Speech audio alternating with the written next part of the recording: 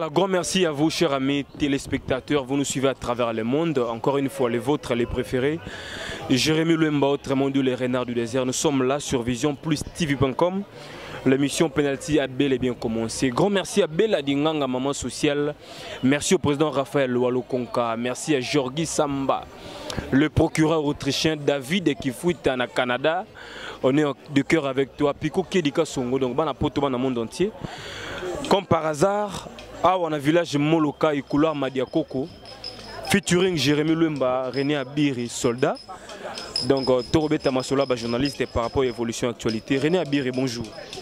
Bonjour Jérémy Lemba, mon confrère de longue date. Voilà, bonne santé. Ouais, santé vraiment qui toko ya trop quand on vraiment pépère en termes de l'équipe nationale. Donc quand on a donc veut dire que là aussi je profite de l'occasion de saluer automatiquement celui qu'on appelle le patriarche de tous les patrons, Gabi Lopoké, Malcolm X, Hitler Mokonzi, Maman Chantal Mampouya, Paola Schengen qui lui à Londres, Yemangengela et Pucha, 10 000 fois amis d'Achanti en Koro. Donc Lydia Kapajika, elle contrôle. Veut dire que Lydia Kapajika, que je salue depuis quelque part. René Abiri là, ma question à yo. Bien parce que René Abiri monte un impact na idéologie. Parce que Bella Bazolo ba trop, mais Bazolo ba bien te, ba pédé, ba bimi. Bon, quelque part aussi je leur comprends parce que bango na bango batou ba pesa rasima, batou ba passe ba pesa rasima. Donc ba chien. Il y a Tantine, Baliba, Bandarosa, on est débordé. Voilà pourquoi Lélo René Abiri, le cardinal Monsengo de la presse.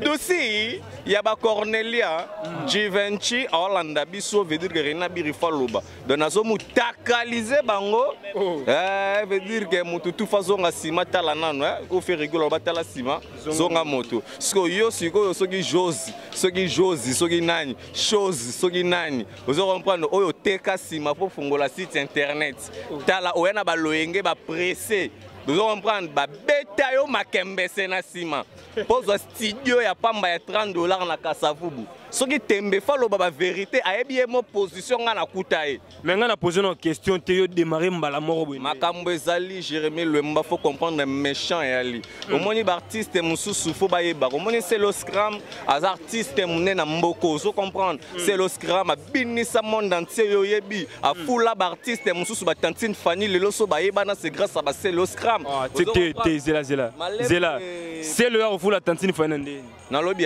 c'est le scram a fula Tantine Fanny ce qui c'est le c'est le ya ba nako fanda a rêvé balanda na TV le roi ba c'est Léo ozoma a fanda ba tala bidote balanda nga pe un jour pe na TV le roi c'est le scram et tout mais tala lelo c'est le scram on dit ba formation pour pesara bana bango mo wana bango mo balugela bino je dis que c'est le scram il faut amodirer c'est Léo Kandé na lobby oko modirer n'impact. Merci beaucoup à René Abiri, mais entre nous déjà, comment se porte votre équipe nationale?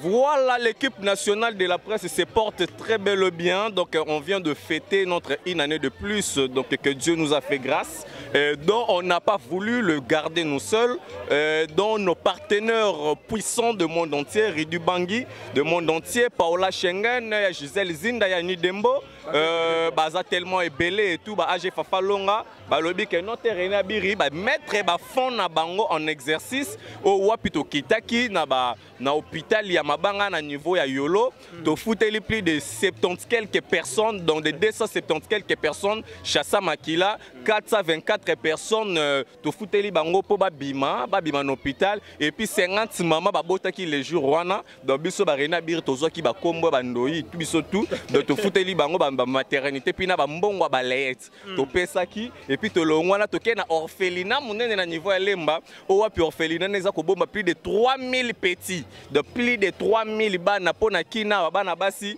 tellement que musale les ate bali ko bota ya trop de bana to kena ko tala bana les enfants abandonnés les enfants abandonnés donc bana musu bakoma ba pasteur ça m'a étonné donc to koma kuana avec plus de 880 sacs ya loso ba soso bazotambola ya mobimba to pesa ki ba biloko et puis to tira ki na mwa mbongo pona provision mwa makala courir ko zala te po Lemba moi courir kimara donc depuis Gotanzambi vient na daya donc to tira ki mwa larpa ba sac ya ba makala et tout pona provision na bango et puis to feta ki et les cas qui vraiment très bien mais Tous a préparé pour voyage na biso à niveau Afrique du Sud ou à Pitoro Kende biso tout monde au Alors, bonne nouvelle en tout cas pour ça. Voilà. Mais René Abiri, votre idée, la baronne avec un peu un conflit. Naba artiste, bon, disons artiste Fally Ipupa, ce qui est vrai. Et puis, est-ce que ballon les RTG en solo? Bon, Karine Mokonzi a longué RTGAT. C'est ce que les gens confondent. Koyoka Biyoka Yoka, n'a que information, c'est des choses différentes. Or, nous sommes les gens de médias, nous sommes là pour communiquer, pour informer. Donc, ce que nous devons être informés, cela doit être vrai.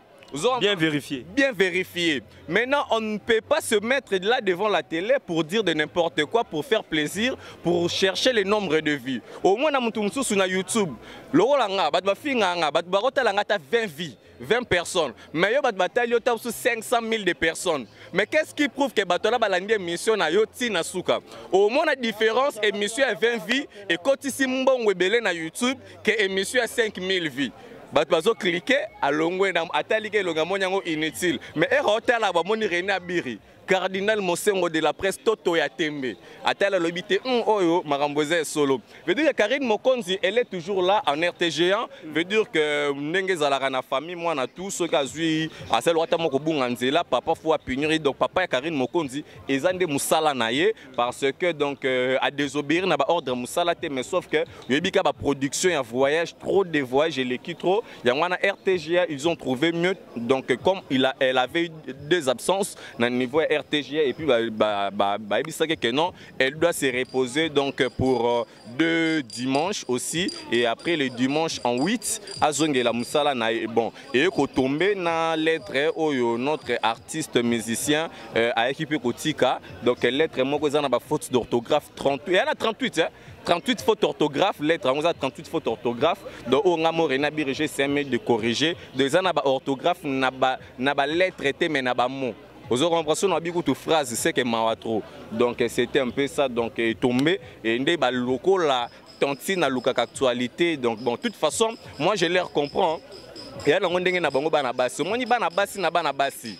Herba soit na herba discuter. Faut pas que tu maramba banabasi. Pour ceux qui ont mobali, au côté maramba banabasi. Au mode côté ganason. Il y a un René Abiri na vite vu que maramba tantine. Na Karine Mokonzi la baronne moi na kota marambo wana ezate eza marambo ezali ko engager kaka bango mibale c'est un peu ça. Voilà, merci beaucoup pour le détail pour cette information René Abiri. Voilà. Au PCANGO mais selon l'évangile selon Abiri en fait. Non, non selon Abiri. C'est ce qui est vrai. Le dimanche à 8, donc dimanche au dimanche. Donc tu confirmes que Karine est bel et bien à RTG? Oui, oui, elle est bel et bien à RTG d'ailleurs. Tu es occupé du solo, il y a suspension indéterminée, non? Non, non, non, non, non, non, non, non. C'est pas vrai? C'est pas vrai. Si réellement vous suivez les émissions de l'internet, oui. Il y a son réalisateur, ou les cas qui n'a un niveau, il y a Elengia Congo et Tracy Mbelenga. Donc il a très bien parlé, il a très bien expliqué. Donc ce que je suis en train de parler, c'est par rapport à ce que j'ai reçu de cette émission. Très bien, merci beaucoup Pico Kiedi Kassongo.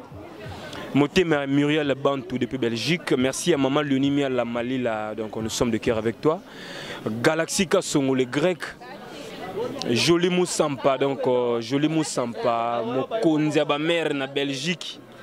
Na Pesio Mbote, pourquoi pas tous mes vrais, donc le président Rifé Malanda, l'homme des événements. David Kifouit au Canada toujours, donc très fort, très puissant. Le petit Moussong au Nira Ambouri number 1 ali, donc on a bien ensemble pour de vrai. Alors René Abiri, tu dis que jazz P à Fingi, c'est le scram, bien nous déranger bien en quoi en fait? Nani a Fingi nani? Mais jazz à Fingi c'est le bon, mais il faut recadrer en fait. Hier on recadré par quelle aimabilité? Il a étudié où? Oh là, il vient d'où? Non, non, non, non, mon cher ami. Nous avons quand même étudié. Nous avons payé le prix de la chaleur.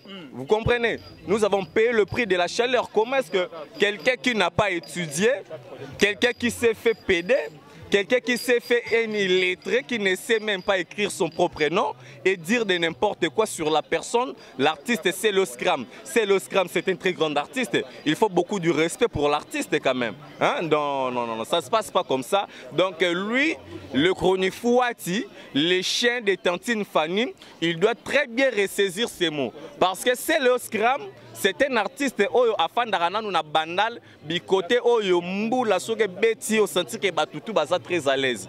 Azate lokola ba artiste oyo que non abotama bikote kuna ba suite soki mbula rwanda tsa mitso likolo yindi. Veut dire que to ebite lupango na bango ko chola to ko chola te. Donc solution ya famille na bango nanu azoko ko so ngote ka solution ko ya ko bunda donc ko soigne sa bat bon. Toute façon bango na bango ba basi. Omoni même na ye. Mwana mobali ono tsotanga kombwana. Donc na ebite so kaza mutu to za nyama to za kela mumo benzamba kelisika mais aze longi lokola aze longi mabe lokola mabela nyao. Non, kofinga raté une émission na ngai. Kofinga te na zolo bande. Nous sommes en direct, c'est vrai, il y a l'ambiance, batu bazé belé na couloir madiako ko mais kofinga rané mingi mingi te quoi. Te na fingi te na lobinde omoni déjà mona mabela nyao. Oui, namona. Voilà, donc aza un peu na ba ressemblance wana. Donc c'est un mutu moko boido na ebiti hein. Donc messieurs, tu dois bien regarder tes pieds hein. Tala no démarche non très bien. Ngana René Abiri. Vous comprenez tango s'attaquer na le scram yeba ke okutana na mira Jericho. Yo komi porter parole c'est le. La calme Jérémy. Le mouvement c'est panzana. Eh papa. Est-ce que na gaz na kilo? La calme, c'est le scram muto linga beta na Zénith. Hein? C'est le scram muto zo linga même ba musicien héritier watana be wana o nga musicien world. O nga musicien world, o nga musicien world. Héritier aye amemi mouvement mobimba. États-Unis Paris. C'est le SRAM, on a tourné l'Afrique bientôt là. Vous comprenez? C'est le meilleur featuring du monde. Même Naminele bazo interpréter bazo emba. David. Avec l'artiste Fer Regola Jésus de nuances. Vous allez sentir que Fer Regola zo pumboati na ba 6e corde. Vous comprenez? Mais c'est Léo, il a un peu un regret de sa vie, c'est le s'il y a des choses que je regrette dans ma vie, vous comprenez? Eh bien, le Rwanda fait l'imoine. Imagine-toi cette douleur. Au fait jusqu'au moins à 30 ans. Tu t'imagines un peu. Vous comprenez? Parce que comment yo telara mututa bimara kati na orchestre wana. Na ye moko papa na bango musique et simba li souste. Mututa betene featuring et simbate. Grâce à papa Wemba Masolo peka ke simbara par rapport à qui papa Wemba qui danger les courroux. Vous comprenez? Même mututu aza ressortissant, il y a makambouana musique ne simbarate et puis prévané musicien libandi na mboko na musique ne simbate. Oh, ouais, ce qu'on a. Musicien libandi ya pembe. Vous comprenez? Musicien libandi ya pembe et sangana na kovo donc nanu tatika osala sambla. Kolisa suki batala yo. Alors c'est bien expliqué René Abiri, je pense que ça n'engage que ce que tu dis, ça n'engage que toi-même, donc c'est entre nous, mais est-ce que Karine a des nakin Azongi? Ouais, Karine Mokonzi avec tout l'ensemble de la team Wata, baza déjà dans la République démocratique du Congo, toi là qui n'est héritier Watanabe, donc un spirit, donc bah tout bah mon qui bah image, comme est-ce qu'on était là avec Bill Clinton, Macintosh, Tcheko Didi Bende, vous allez comprendre. Donc on était là, Karine Mokonzi déjà dans la Kinshasa, on était là ensemble, naba donc Dondi l'artiste que je salue, donc AG Fafa Longa, il y a Willy Moucheni le véritable code mondial, Karine Mokonzi. Elle est bel et bien donc en séjour ici à la République démocratique du Congo. Voilà, René Abiri, c'est vrai, nous sommes un peu nombreux. Moi, dernier message, je peux dédicacer. Ouais, donc dernière dédicace, c'est Zali Karakenon. Un très grand merci à Omelette, donc le grand caméraman. Donc malgré la chaleur, il donne toujours sa fraîcheur. Donc un très grand merci à celui qui a une lèvre sucrée, vraiment électrique, Lydia Kapajika, que je salue depuis quelque part. Et donc Cornelia Douci Givenchy.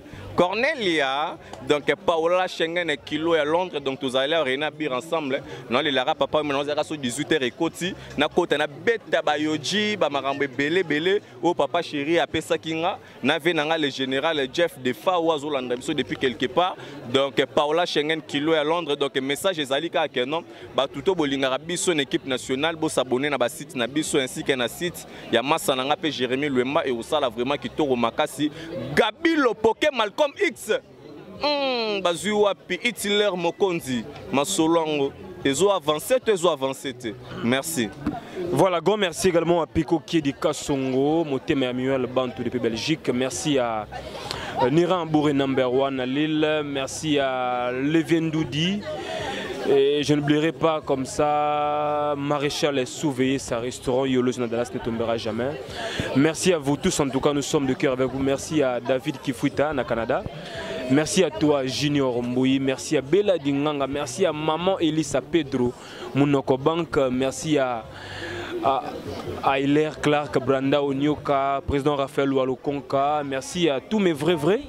Donc abonnez-vous encore une fois sur Vision Plus, l'émission Pénalité là pour vous. Nous vous aimons beaucoup, merci. Donc c'était René Abiri pour le compte de l'équipe nationale. Donc je pense qu'il a tout dit, il a tout expliqué, je n'ai rien à commenter. À suivre la prochaine. Bye bye.